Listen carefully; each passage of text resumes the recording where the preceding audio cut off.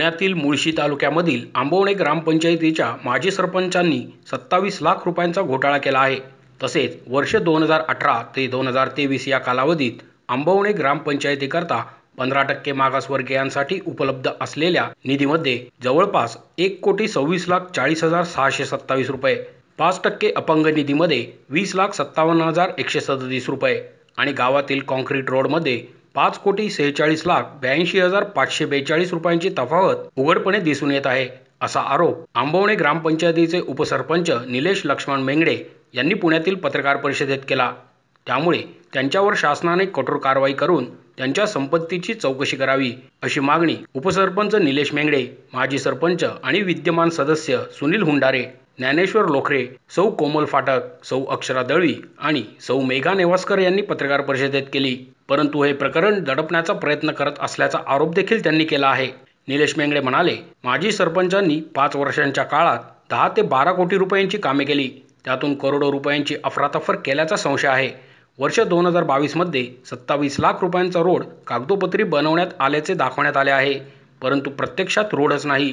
ही बाब नवीन सदस्यांच्या लक्षात आल्यावर संबंधित विभागाकडे अर्ज करून चौकशीची मागणी केली।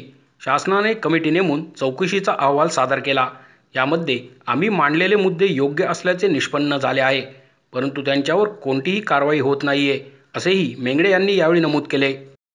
मी गुरु ग्रामपंचायत आंबवण्याचे उपसरपंच निलेश मेंगडे आणि हे माझ्यासोबत आलेले आमचे सर्व सहकारी 5 असे टोटल आम्ही 6 जण सदस्य बॉडीमध्ये आहे चालू आताच्या। आणि गेले 5-7 वर्षामध्ये आमच्या ग्रामपंचायतीमध्ये कमीत कमी 18 ते 20 करोडाचा भ्रष्टाचार झालेला आहे। आणि हा उघडपणे आम्ही आणण्यासाठी एक फाईल आमच्यासमोर आली होती, त्यावेळेस आम्ही ती बघितली। ते 26.5 लाख रुपयाच्या जवळपास जी फाईल जी आमच्याकडे आली ना, त्याच्यामध्ये म्हणजे कागदपत्री पण ती फाईल खोटी, पूर्ण सर्व कागदपत्रे लावलेले सर्व खोटेच्या खोट्या लावलेत त्याच्यावरती अहवाल आल्यानंतर पण अहवाल अशा पद्धतीने आला आहे की अहवाल म्हणजे एकदम बरोबर आलेला आहे की ते सर्व कागदपत्रे खोटे, तरी त्या सरपंचावर कारवाई होत नाही आहे। पूर्ण सही वगैरे काही नसतानाही सरपंच पुन्हाच्या तरी दडपणाखाली अधिकाऱ्यांना हे करून ते म्हणजे पुढे त्याची कारवाई होत नाही। तर आमची मागणी अशीच आहे की त्याच्यावर फौजदारी गुन्हा लवकरात लवकर दाखल होण्यात यावा आणि स्वतःच्या बिझनेस, ॲक्च्युली तो कंस्ट्रक्शनचा धंदा असल्यामुळे आमच्या ग्रामपंचायतीमध्ये जवळपास स्वतःचाच सगळे धंदे चालले पाहिजे। बंगल्यावाल्यांना मटेरियल माझ्याकडनंच जावं पाहिजे कोणत्याही ह्याच्यामध्ये। म्हणजे आता आमच्या ग्रामपंचायतीमध्ये साधारणतः कमीत कमी त्यांनी 6 करोडाचं कमीत कमी RMCचे हे टाकले, RMCचे जे रोड केलेत ना, ते स्वतःच्या RMC प्लांटमधून टाकलेले सर्व रोड, ना त्याची टेस्टिंग ना कोणते टेस्ट रिपोर्ट वगैरे काहीच नाही। म्हणजे स्वतःच्या फायद्यासाठी फक्त चाललेला हा कारभार, म्हणजे दडपशाही पूर्णपणे चालू आहे।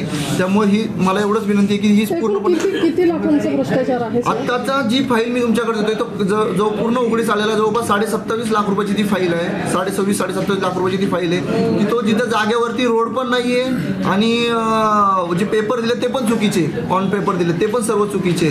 आणि जो मागील ह्याच्या काळामध्ये जो भ्रष्टाचार झाला आहे कमीत कमी तो 15 करोडाच्या आसपास भ्रष्टाचार असतो। माझी मागणी एवढंच आहे की याची सखोल चौकशी करण्यात यावी आणि जे रोडची चौकशी झाली आहे त्याच्यावर जिल्हा परिषदेने लवकरात लवकर फौजदारी गुन्हा दाखल करण्यात यावा। फक्त रस्त्याचाच भ्रष्टाचार की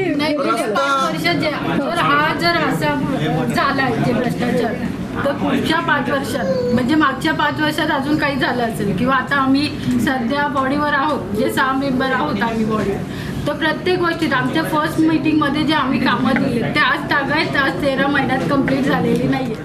मोशी न्यूज नेटवर्कसाठी मोहित शिंदे, पुणे।